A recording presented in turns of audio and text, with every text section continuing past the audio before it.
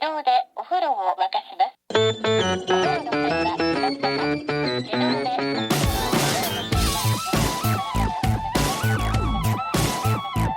Hello and welcome to another episode of No Such Thing as a Fish, a weekly podcast coming to you from the QI offices in Covent Garden. My name is Dan Schreiber. I'm sitting here with Andy Murray, James Harkin, and Anne Miller. And once again, we have gathered around the microphone with our 4 favorite facts from the last 7 days. And in no particular order, here we go. Starting with you, Harkin. My fact this week is that in the 1840s, London buses had straps attached to the driver's arms that you would yank if you wanted to stop. This just seems like the worst idea in the world. In 1839, they invented the bell on buses, and then they decided to go to the strap version afterwards. Oh, wow. What? So these are horse buses, of course, and in those days you didn't have to go on the left-hand side or the right-hand side of the road, and there were no bus stops or anything like that. And so when you wanted to stop, you needed to tell the driver which direction you wanted to go, to the right-hand side of the road or the left-hand side. So if you wanted to stop on the right-hand side, you would yank his right strap, and that would move his right arm, which would move the horse to the side of the road, and then he would stop. I read that they didn't have to even pull over to stop for 40 years after the horse-drawn bus was invented. So 1829, I think, was the first one. And there was a new law passed in 1867 which said, really, you should probably pull over to the side of the street before you just stop the bus. Yeah, until then, they would just stop dead. I think the first buses in London, they just did the route and they would let you on wherever. It was 70 people could get on and you just would hail it. There weren't stops and things. So I guess they just thought, well, if we let you on anywhere, you can get off it. Yeah, exactly. That sounds really good, actually. How did you used to park when you had a horse attached to your car? With parallel parking? Yeah, parallel parking, 3-point turns. How did they all work? You would pull your horses off and they would feed or drink water. Beg your pardon. If you're a caring horse owner. You would pull him off to the right if you wanted to. The horse had 2 straps attached to it, actually. Okay, that reminds me of another thing about people with straps attached to them. The Huichol Indians of central Mexico.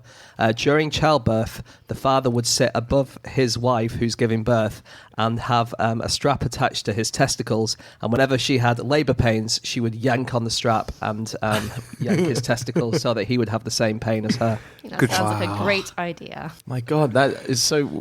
When did that stop? It's a traditional thing. I don't think it's happened for hundreds of years. I don't know why that died out. So another thing about buses is that driving buses wasn't actually legal until 1832. For the first 3 years, it hadn't been properly regulated or anything. And drivers would chain themselves to their seats, but they were still arrested anyway. They were chaining themselves to their seats to stop being, stopped from driving by the authorities. Yeah. That's amazing. Isn't that insane? So after World War I, there weren't that many buses in London because they'd been repurposed during the war. So Mr. A. Partridge realised that he could make some money by running his own buses on the same route. So he'd go alongside the official buses. But he would sort of take shortcuts to avoid traffic and make his buses better. And you'd often see races between the official bus and then the pirate bus. That's great. When he thought of that idea, he must have gone, aha! Back of the net. They do that in some other countries. I think in Moscow they have like unofficial buses that you can kind of get on and they're a little bit cheaper than the official ones. It's like hustling for minicabs. So Yeah. someone is driving fast. I mean, like... St. Lucia has those as well, I think. Do they? They have they have a range of buses of different levels of officialness, essentially. Cool. Do you guys remember the bendy buses? Yes. Yeah. Do you know where they are now? Australia? I mean, we have a lot of them in Australia. I hadn't noticed that they weren't there They've anymore. gone. Yeah, So now you say it. Ken Livingstone brought them in, then Boris got rid of them saying they were a monstrosity and we didn't want them. So they went to Malta. Malta has very narrow, tight roads and they are very difficult to maneuver through traffic. So they were a complete disaster. Not least because on the day, all the drivers went on strike. So they shipped in drivers from the UK who didn't know the route or the language. They caused complete chaos. And they're called Arriva, which is arriving in Italian. And they got nicknamed Aspetta, which means waiting, because they were just rubbish. So Malta have now passed them on and they're now in Sudan. In Sudan. Really? The bendy buses. That's unbelievable. That is really interesting. Do they drive the buses to these places or do they fly them? I think it's a plane with 2 straps on and then they steer it from the ground. So there's one person who was in Malta and wanted to go to Sudan and finally the bus has turned up. You wait ages for a bus to Sudan. And then all of London's bendy buses come at once. Just back in the day where everything was horse-drawn, something that hadn't occurred to me, and I read in a book the other day, is that if you had an emergency and you needed a doctor, doctors just used to leap on a horse and ride to the scene. I don't know why that's such an amazing image of just like a doctor speeding down the road on a horse. And he had to shout the word ambulance backwards as he rode. I really like this. The double-decker bus was introduced maybe, I think, about 20 years after the original horse-drawn bus. And supposedly it was introduced for the Great Exhibition. Before they had a proper staircase, they just had kind of an iron ladder, which was quite, 3 or 4 quite high iron steps. But there were also seats available on either side of the driver.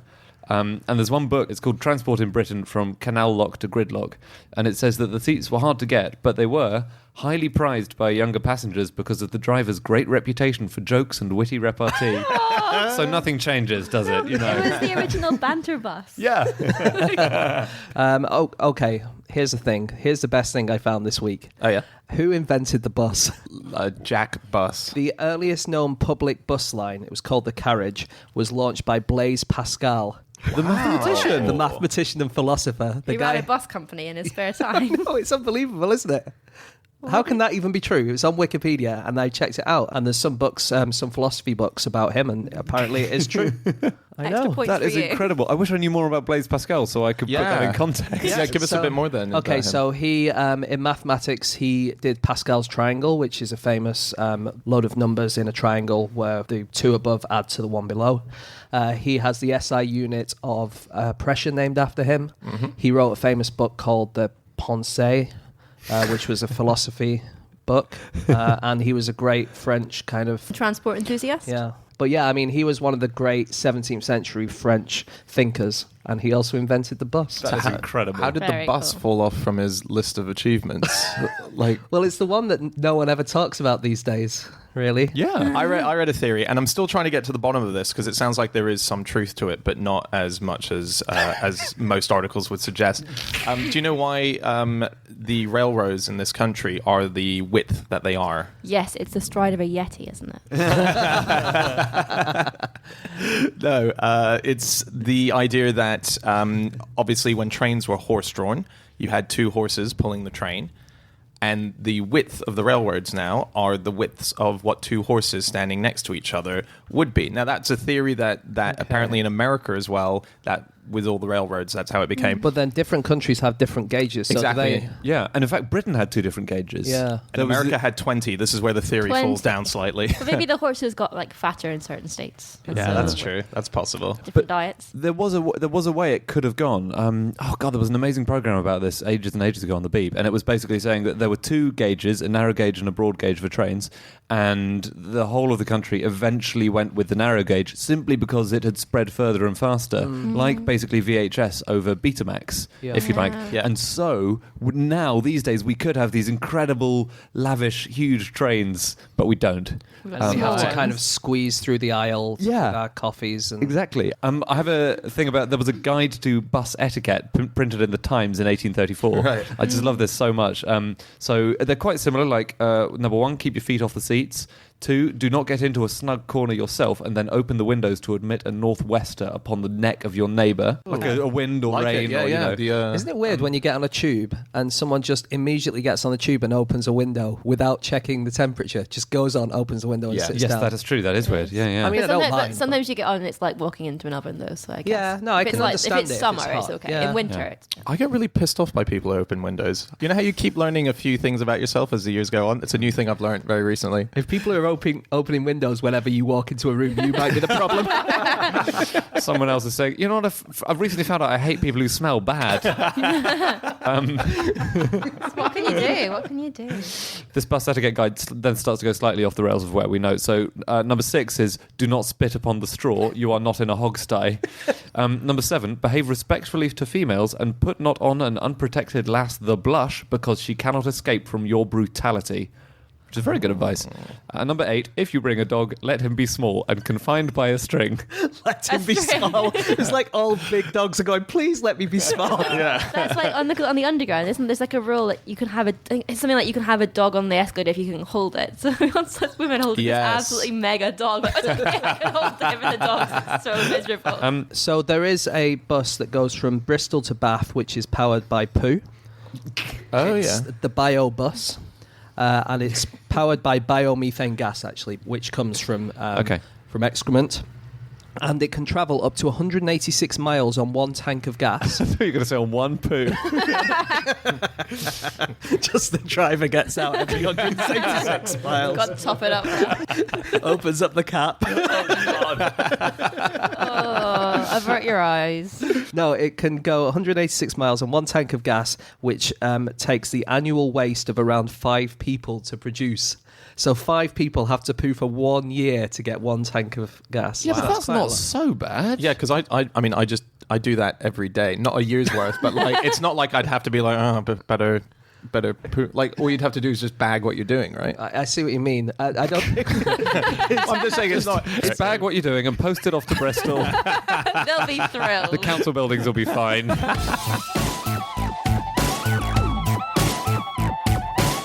Okay, time for fact number 2, and that is Miller. My fact is that standing like Superman can make you more successful, I love that which so is why much. I'm doing it right now. So explain, how can that work? Do we know? Okay, so it's a thing called power posing, which is basically about body language and giving off the right impression. And it's the work of Amy Cuddy, who's a social psychologist at Harvard, who reckons we should all spend 2 minutes a day power posing. So there's lots of various postures you can do, but the best one is superhero. So hands on hips, chest out, head up, in sort of classic superhero.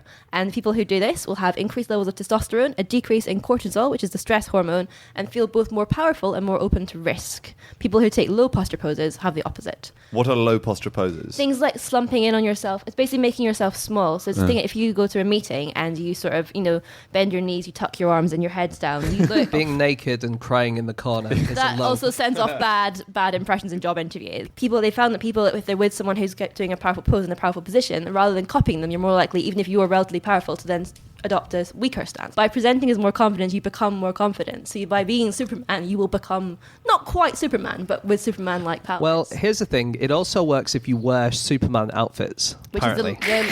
is less effort. So they put students in various different items of clothing and got them to do mental ability tests, and they found that generally people were getting about 64%, but people in Superman t-shirts were getting 72%. Legends. And also people wearing like white coats did better as well. Oh, this one's interesting because wearing a lab coat makes you better, but they're taking lab coats away for doctors, so they'll have to do them doing Superman poses to counterbalance this. Otherwise, it's going to be the doctors will perform poorly because they're wearing the wrong outfit. The costume thing also actually works for Christopher Reeve. There's a story in Roger Moore's autobiography where while they were filming the movie, Christopher Reeve, during breaks where he couldn't get out of his clothes, if it was lunchtime, would go to the Pinewood Studios canteen, which is where they were filming. And if he went out in his Superman costume, he was just swarmed, girls swarming around him, just totally in love with him. If he came out during the Clark Kent scenes, just no one came near him. He was just left alone. They probably at the didn't canteen. recognize him. Yeah, I know, but without his that's cape. I think this is really good. I really like this. I'm going to start doing this power posing. We should do it all the time. Well, you don't have to do it in front of people. You can do it for 2 minutes when you get up in the morning. And Yeah. you get on with your day, and I you'll wonder carry if- those benefits with you. There is one bad thing about wearing Superman costumes, and that is if you're a child, because apparently superhero costumes cause children to hurt themselves because they start doing playing, which is a bit like they try and fly Oh no! and stuff like Yes. that. Do you guys know that Superman was originally evil? No. No, he wasn't. Yeah, he was. No, I don't believe that. Well, you can take it up with Jerry Siegel and Joe Shuster, who came up with Superman. Yeah. Now, in 1932, they did a story called The Reign of the Superman about a homeless man called Bill Dunn, who was transformed by a mad scientist who uses a secret chemical to help him be able to read and control minds.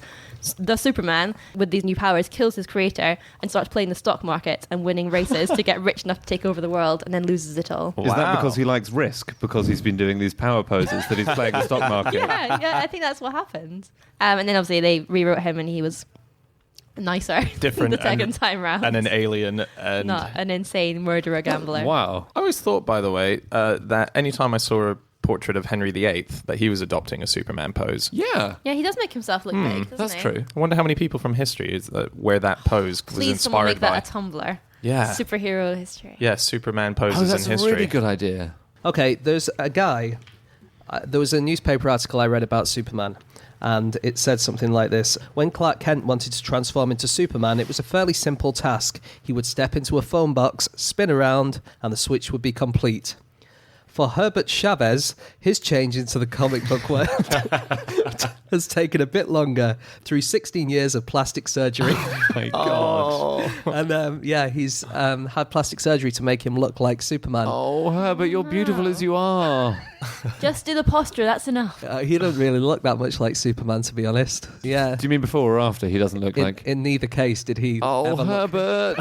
But isn't he also, but with Superman, it is largely the outfit that marks him out. Yeah, yes. That's why Christopher Reeve, when, not in costume, was not mobbed. Because It's the costume. Yeah, you look over and you see a bloke just in a shirt and trousers and you don't think, oh my God, I must mob him. You look over and you see Superman, that's very exciting. Herbert Chavez just keeps walking into the Pinewood canteen waiting for people to mob him and go, another operation then? Yeah. Oh dear. Oh, okay. Oh, that's so sad. I've got one more fact, which is that Superman was trained to get fit by Darth Vader. Right, okay. What do you mean? Christopher Reeve, when he was getting fit for the movie, was trained by David Prowse, who was Darth Vader in the Star Wars movie. Oh, Dave Prowse is the West Country one, isn't Yes, he? And there's he a clip is. of him doing Darth lines in the West Country accent, which is the best thing possibly on the internet. Yes, yeah, because we all know, so a famous Star Wars thing is that James Earl Jones became the voice, but there is, you're right, footage where you can actually hear the West Country accent coming out of Vader's costume. Throw the rebels out the airlock. It's so good. It's just not as sinister, really. Okay, time for fact number 3, and that is my fact. My fact is that this year, Margaret Atwood submitted her latest novel, and it's going to hit the bookshops in the year 2114. God, bloody publishers, eh? I bet she really rushed for that deadline as well. Yeah, this is, so Margaret Atwood, she's the first author who's part of a very new project called the Future Library Project. And the idea is that a bunch of novelists for the next 100 years are going to submit a novel. And in 100 years' time, starting from 2014, the first novel will hit the shops. It was started by a Scottish artist called Katie Patterson. She had this idea that it would be nice to do a long-term project, and also the way they're going to publish it is they're growing a forest out in Oslo. In 100 years' time, they'll chop the trees down and they will be turned into the books. It's so cool. Yeah, it's the big project going on. I read that they're putting a printing press in the library as well, so make sure that if in 100 years we don't have the printing technology we have today, they can still turn the trees into paper and make sure those books definitely get read in 100 years. That's a good idea. Can you imagine if 100 years from now we really mess up this planet and we're really low on trees, and suddenly they're like, well, we're just going to take this forest down. But then the Margaret Atwood robot with her brain inside it, a massive robot comes along and stops people and crushes them and says, no, these are my trees. That's a very cool idea, the Margaret Atwood robot. I love that. I think she would like it. Yeah, she would. She's a sci-fi would. writer. It's such a good and strange idea, but you're right, because it's like people 150 years ago saying, well, we're going to have this extraordinary telegram competition in 100 years' time, and telegrams will be sent all over the world, and we have no idea what's going to happen in the next 100 years. So Yeah, I like true. its optimism. I like that the printing press is a really good Books idea. have lasted smart, quite a isn't it? long time, though, haven't they, Yeah, so that's far? true. So there's a reasonable chance they will again. Yeah, because when you say it, it sounds very futuristic. But you think actually 100 years ago, we still read novels from 100 years ago, and older than that, obviously. But Yeah. it could be reading could be the same, or it could be completely different. But and they also said that if the world changes, like language could be different, or there's a thing that people think that handwriting might start dying out. So just what will people in 100 years be doing and reading and writing? Yeah. It's Yeah. none of us will know. But it's 100. You're right. It's not that long. Like this year has gone really quick. From a personal perspective, Just need a few more of those, and then you're there. So they said that in this project, you can submit anything. It can be like one word, it can be a poem, it can be a novel. So that's a very dangerous idea for authors, because they will submit one word. Hi. But you'd spend about 3 weeks on that one word, wouldn't you? At the end of it, you've got 9% of the forest left. The picture is fine. I think it's nice that in 100 years' time, some people somewhere will definitely be reading books as we know them. Well, they will still be there. I read that in 2115, which is 100 years in the future, people have predicted that there'll only be 600 languages left on Earth, as opposed to today's 6,000. Oh, God. So whatever language Margaret Atwood's written, and you better hope that's one of them. Yeah, if that Presumably goes. English. Presumably English. Yeah. That's awful. Yeah. There must have come a tipping point where the world stopped gaining languages and started losing them. I don't know. We've got the Avatar language now. We've got Klingon. We've got. I mean, as dumb as that sounds, that is a language. That's I not noticed how. that. That's not how Papua New Guinea got its 800 languages by authors of fantasy novels making up novels which people could quote to each other at sci-fi conventions. Papua New Guinea is just one massive sci-fi convention. Holding Superman pose. That's all that's made it through. Yeah, like Langu- Klingon. They teach Klingon. There are Klingon schools now. Like it's. To whom? It's a language though, but it's a language. I know it's a language, but it's not a language that has developed over thousands of years. Klingon is not a replacement for the hundreds of beautiful, strange Yeah, languages. because we're not around going the to world. go over to Papua New Guinea and go, sorry to hear that you're losing your languages. We've got a new one for you, We've got though. Dothraki for you. Yeah, exactly. I'm not suggesting we replace them. Right. I'm just saying there are new languages. Yeah. So you know emerging. how Papua New Guinea is famously the place with the most languages? I think 1 in 10 of the Earth's languages are spoken there, or something like Yeah, that. they've got at least 800, and if But you say there are 6,000, then Yeah, but apparently there are a few more in New York City, or at least it's very close. Really? The number in Papua New Guinea compared Yeah. to the number in New York City. But the Papua New Guinea ones are native, presumably, and New Yeah. York is immigrants. It's Exactly sort of right. everywhere. Yeah. That's cool. Oh, that's very cool. I had to look for things that haven't been read at the time, and I found out that the World Bank release all their reports as PDFs, and they found out that nearly a third of them are never read. Never. A third Wow. of never downloaded, never read. But the reason I love this story is the report that said no one reads them was released as a PDF, and because the story sort of did quite well and got a lot of coverage, their most read PDF could be the PDF saying nobody Say- reads their PDF. That's very really good. funny. That's brilliant. That's great. So the second author who's going to be contributing to this project is David Mitchell, the novelist, and there's something about this idea of submitting something that no one's going to be able to give you feedback on if you're an author, and Incredibly just tempting. No reviews. Yeah, no, yeah, no yeah. difficult sales for the paperback edition. I'd still like the advance, obviously. But, The audience are going to love it. Well, that's what happened with Mark Twain's autobiography, wasn't it? Yeah. Did he kind of say that no one was allowed to read it for 100 years or something? Yeah, he did. I mean, he really? put it into, that was the deal. It could be published 100 years after his death, and that is what happened. It's the first 2 volumes have come out. They're ginormous, and they it was only about 3 years ago, they finally got published. There's currently one Spike Milligan book that yet remains to be published. Spike Milligan can't find a publisher, eh? It's basically Spike Milligan did a bunch of books called According to. So Black Beauty, According to Spike Milligan, Treasure Island, Hound of the Baskervilles. He rewrote the Nice. classics. Yeah. Mark Twain's autobiography, according to Spike Milligan. Yeah. But this one book isn't out of copyright yet, and the copyright holders have refused to let him to do that. So his agent, Norma Farnes, is just holding on to it, and the copyright is going to come up in about 10 years or so. Amazing. Right. And they Then can we'll publish get it. one more Spike Milligan book, yeah. That's the very other thing about Margaret Atwood's thing. Doesn't copyright run out 70 years after you die? Oh, so she's not going to see any royalties. Well, she has exactly like her estate won't see anything unless she lives for another 30 years. Right, and she's what, 75 at the moment? Is I she? think. Yeah, Well, it's she's in her 70s. possible, I guess. Okay. She's invented a thing called the long pen. Have you read about this? Yeah, it's just a really long pen. It's Isn't it? ginormous. Just like No, a long pen, very different. This is kind of like a futuristic invention. It's the idea that you can sign on a tablet, but it can appear. It was basically designed for yeah. book tours and so on. If she couldn't physically be in a place, Yeah, that so she they'll could- have like a robot arm. And you'll go and sit next to the robot arm, and then she'll do a Skype chat with you, and you'll say, "My name's, Herbert Chavez or whatever." I've had dozens of operations to look like you, Margaret. But no one's mobbing me. And then she'll say, "Okay, Herbert, I'll sign your book for you." And then she'll sign it on a tablet, and then the robot arm will come down onto your book and sign exactly as she signed it.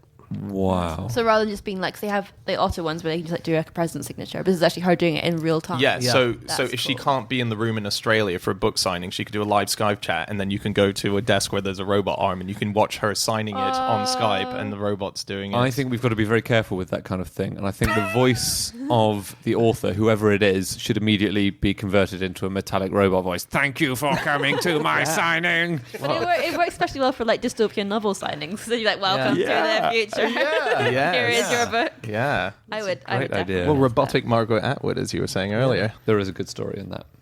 I had a look for authors whose books haven't been have had delays or have been lost. Dr. Zeus, when they cleared out his attic. I approve of that pronunciation. Hang on, just so we're clear, is that Dr. Seuss to the rest of us? Dr. Seuss. Yeah, Dr. Seuss. But Dr. Zeus is probably the perfect That's right. pronunciation. Yeah. When he died, his box of sort of things got put to one side, and then they found it in 2013 in 3 books. One of which is "What Pet Should I Get?" which I think is like a fabulous book. I didn't know I'd seen it. Is it a dog? Is it a frog? I mean, it's a shame that Dr. Seuss has already written this book, 'cause otherwise we should, Christmas 2015 by the Elves. Watch out for it. Okay, time for our final fact, and that is Murray. My fact is that Japan is considering installing toilets in its lifts. Sounds like a plan to me. Yeah. Does it have very long lift journeys or what? Well, it doesn't, but it does have earthquakes. Lots of Japan, and when earthquakes happen and lifts get stuck, there are already some little seats in lifts so that elderly or infirm people can sit down. Because the last time it happened, people were stuck for hours in the lifts. And there has been a recent proposal, and they haven't completed it yet, but they might do, which is to fit the seats with little toilets just inside, sort of discreetly, so that if they have an enormous earthquake soon in Japan, they've calculated that up to 17,000 people could be trapped in lifts for some time while they just get everyone out and clear the buildings and so on. So that would be quite good. That'd be good. And then they could collect it all and power a bus. Yeah. Power the lifts. Power the lifts, That's true. But I was reading the story that talks about this, and they kept referring to the earthquakes as going, we're expecting the big one. Yeah. They really think it's imminently coming, this big, ginormous earthquake. But it's definitely better to be thinking that than thinking, it'll be fine, there'll be no earthquakes around here anytime soon. true. Their lifts actually already have sensors in them that can detect the beginnings of earthquakes. So if the lifts detect an earthquake's coming, they sort of try and stop at a floor and get people out. They won't carry That's on going. clever. That is so it's fun. They've got extra amazing. safety mechanisms. Imagine if there's just about to start an earthquake and then it stops on the floor to let you out, but you're halfway through having a poo. You're not meant to use it unless there's an earthquake. Oh, right, It's not okay. just for your day into the office. People will start using it for that reason, though, right? Surely. You should poo responsibly. Imagine if you're about to get into a lift and someone walks out and goes, I'll give it a few minutes. No. Oh my gosh. So the really cool thing about lifts is they go back really far. So the Colosseum had lifts, as I'm not sure if we've mentioned that before actually, but they were hand powered. Yeah, and they were to get the animals up into the arena, right? Yeah. But the invention of the lift, or the lift becoming popular, completely changed what people think of as the best room in a building. So the best rooms in a building used to be on the first floor. Right. Because if you were wealthy, you didn't want to have to climb loads of stairs. And then suddenly the lift is invented, and people think, oh, it's high up here, and there's the sort of extra privilege of travelling in a lift. You've got it's a all glossy. view. You've got a view, and it's it's more naturally exclusive. But in ancient Roman apartment blocks, the top floor was for the poorest. If you go to the big buildings in America, like the richest people would always be on the top floor, but then after 9/11, they all moved down to the bottom floors. Really? Did they? Yeah. Wow. I believe that's true. Will that change again over time? I was only told by people at the time that was happening. I don't know if Okay. it's changed. You know, the first generation of skyscrapers were known as elevator buildings. Were they? Really? It's really lovely. that's very good. They could only really exist because of the elevators, Yeah, I guess. they could only go Yeah. so high. And the first lift in London was at the Grosvenor Hotel, and it was called the Ascending Room. That's Yes, good. I think. Oh, I heard It's of beautiful. that. It sounds amazing. Yeah, the it sounds really Ascending cool. Room. Ancient lifts are often sort of ropes and simple mechanisms, and I read that in the Greek Meteora Mountains, they would put people in baskets and hook them up on ropes. And there's a story that a visitor asked them how often they changed the rope, and the reply was, each time that it breaks. Very nice. Fill you with confidence when you're So good. That's putting funny. on that. Have you heard of paternoster lifts? Yeah, Where? they have one in the Arts Tower in Sheffield University. Really? No way. Yeah. It's basically 2 lift shafts open to you without a door, and then there's a chain of compartments which one is always going up and one is always going down, right? And they move on a continuous belt, and you just step in as a compartment passes you by, and it carries you out. Wow. I know, and there are still apparently loads of them in Prague because they didn't have quite the same safety standards, basically, during communist times, as they said, no, we don't need your safety standards. Same in Sheffield. Same as- Yeah, and there are some in Germany, and they're called paternosters after Our Father, which is the Lord's Prayer, right? Because of the way you move rosary beads. Oh, yeah. How cool is that? Really? They Is that sort why? of click through up and down, yeah. I didn't know that. That's very cool. My favorite thing actually about this fact is that it does kind of fit into that thing of Japan. Just consistently, when you hear stories of Japan and technology, just feels like they're really cool and they've got just great It's on innovations and stuff. Yeah, and bathroom stuff seems to be like there's an invention which is toilet slippers. The idea that you would change your house slippers into toilet slippers and you could go in and then you'd leave them at the toilet. So it's just a quite nice idea. But just a little inside fact for our show. If you listen to our theme tune right at the beginning of our show, there's a Japanese voice at the top of our theme tune. That is the voice of a bathtub in Japan telling the person in the flat that their bathtub is ready, that their bath is run and it's ready. Oh, cool. So Ash Gardner, who's been on the show and does Emperor Yes, he took that recording sitting in his kitchen of his bath, telling him it's ready for him to come. That's so cool. Yeah, That's very cool. I also read that in Japanese public toilets, like in train stations and stuff, have these really cool things. Like they'll have like a seat. So if you've got a baby, you can put your baby in a seat, so you don't have to sort of balance your child and go to the toilet. They have like a sort of flip down board you can stand on if you want to change your socks or your shoes. So you don't have to stand on the floor where everyone stands with their feet. That's a good So idea. they just have lots of really smart ideas. Japan And is so clever in so many ways. It's so good. they must be horrified when they come over here and like go to like Waterloo Station. I know. It's yeah. And the thing about removing your shoes is enormous, isn't it? In your own home, you would just never wear shoes. There's a tiny bit in the entrance hallway where you come in, take your shoes off, and you put on your slippers, and then you're in your home. And Makes sense. Yeah, it does. It absolutely does. Do you know that Fujitech, so it's a Japanese company, claimed to make the world's smoothest lifts, and they have a thing called the nickel test, where they put a nickel or a coin, place it so it's facing up on the lift, and then they ride it from the top to the bottom. And if the coin is still there, it passes the test. Wait, do you mean on its edge? On its edge. Oh, That's clever. wow. Yeah, flat would be a lot easier. That reminds me, just going back to buses from all that time ago. In China, they had this drive safely campaign of bus drivers, and the way that they did it is they'd hang from the ceiling next to the driver like a wok full of water, and the idea was you couldn't jerk the bus because then you'd spill the water. And that really happened. That's very good. Quite recently, I think that happened. That's quite smart. Yeah, that's very clever. The first department store in New York City to have a lift.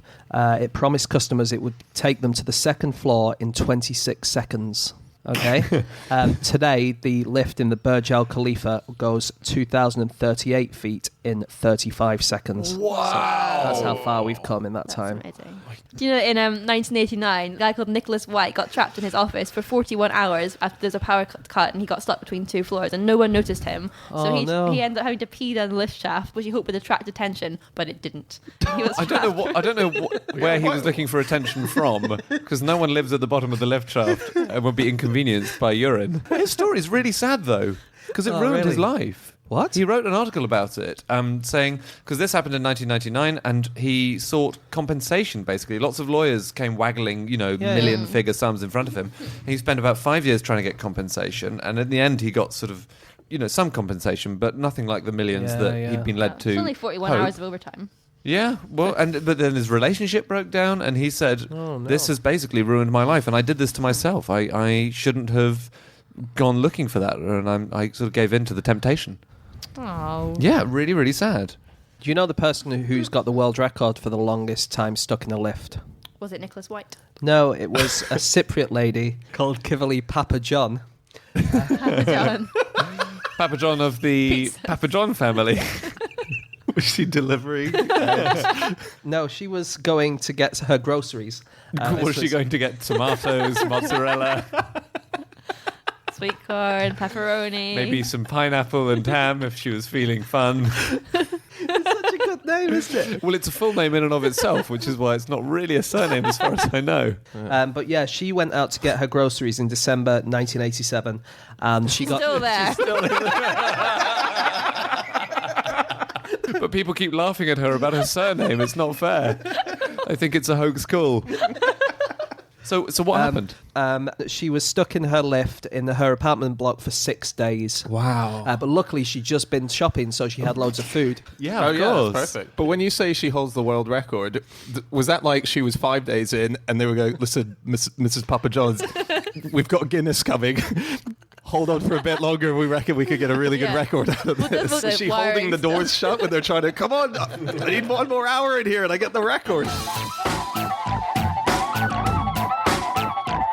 Okay, that's it. That's all of our facts. Thank you so much for listening. If you'd like to get in contact with any of us about the stuff we've said over the course of this podcast, we're all on Twitter. You can get me on @Schreiberland, James, At Eggshaped. Anne, At Miller_Ann. Andy. At Andrew Hunter M. You can also get us all on @QI Podcast. You can email us on podcast@qi.com, and you can also go to nosuchthingasafish.com where we've got all of our previous episodes. We'll see you again next week, back with another episode. Goodbye.